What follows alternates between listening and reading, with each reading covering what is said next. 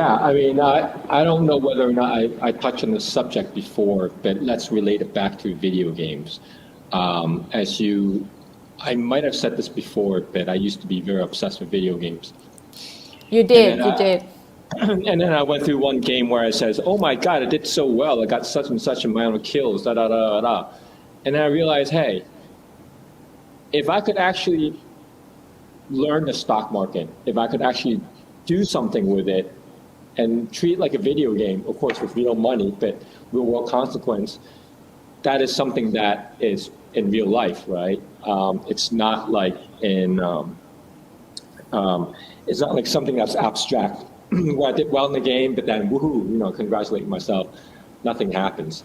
So it's funny that I actually sometimes approach life in a video game type of way. Now, why did I mention video games is because recently we try to string together our investment philosophy.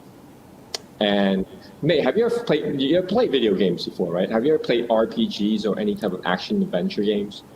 I'm not a big fan of video game. I tried, I failed so many times, I gave up. But yeah, I know what it looks like. I have a lot of guy friends back in the engineering faculties, and they all play games. Yeah. We call them serious gamer instead of addiction. They are serious gamers. I have a lot of serious gamers friends. Yeah.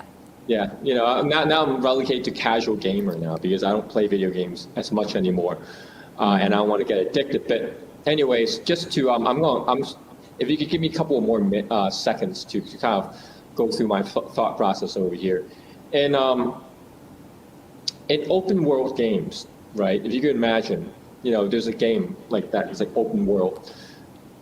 Whereas a linear world game, you finish a stage, you go on the next one, da da da da, you progress that way. Open world game is different. They try to gate off certain areas. So you experience a smaller area first, you run around it until you accomplish certain tasks, and then you gain new power. And that new power enable you to lock new areas. Like for example, you see a waterfall, and you see a platform over there. It kind of suggests that there's actually more things beyond that waterfall. But what happened is you can't jump that far. But then all of a sudden in the middle of the game, after you defeat a certain enemy, you learn how to jump very far. Now you've unlocked the next, it's gated, right? So what happened is next you could jump that very far and you start to be able to explore a lot of places where you need to jump far, and then you're able to access a new tier of area, and then next and so on and so forth. So this is how certain open world games gate you. Well, in real life, actually, it just so happens that it works similarly, not as contrived, but for example, let's say 5G, right? Before 5G came along, there's a lot of thoughts about, oh, wouldn't it be cool if you could do certain things over here and you instantaneously be able to communicate? But just the connection is not fast enough. Now, with the advent of 5G, of course, all of a sudden we're like, hey, we could actually do this, we could actually do that, right? And one of the things that would enable like cloud technology to happen, cloud computation to happen, it's 5G, because now you could enable the fast transfer between information, milliseconds. So what happened is now I have a phone over here, and I downloaded the game before. And before, I used to have everything within this telephone. So when I play games, it happens all within here. The computation that happens all in the phone.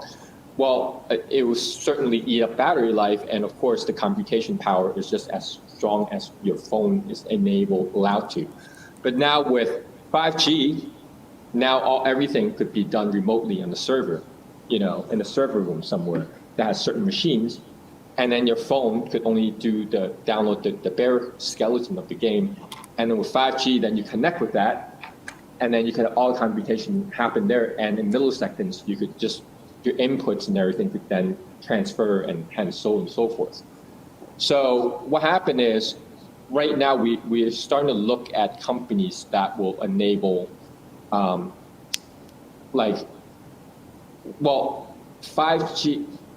5G enables cloud computing to be relevant, right? So what happened is then we then look at companies that what will 5G unlock for us? So recently, one of the companies we invested in is a cloud computer company, a software company. I could give you more information on that later on about why this company is so special. But now let's look forward to something else, like with 6G. Now 6G, in order for that thing to happen, is actually satellites. So we then look at satellites as the next enabler.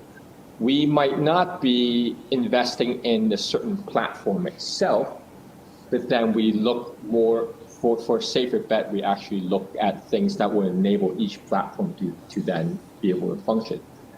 And with satellite, of course, it works concurrently with the cloud technology, but you need cloud and computation power to drive different advances in society, such as, for example, self-driving vehicles. You need to have you need to relay information between what is actually going on in front of you onto the satellite and then somewhere else to read your position and so on and so forth. Mm-hmm. So just make a long story short, I know I'm not describing this very eloquently, but basically you're looking at things that will allow certain gates to open. We kind of invest in the keys that will allow these gates to open. So yeah, that's basically what I want to say. And I think that's a cool concept of investment. I believe that everything is going to be on cloud. I think, like we said earlier, with 6G, we're going to have chips everywhere. In a coffee cup, in my clothes, in my shoes, everywhere. So, and these chips going to be very small. I mean, I might put one in my earrings. Yeah. But it's going to be super small, and it won't bear any a lot of battery or a lot of computing power or CPU as such. So it needs to go back and forth and receiving information, sending and receiving information all the time. So everything needs to be on cloud. Yeah. Well, so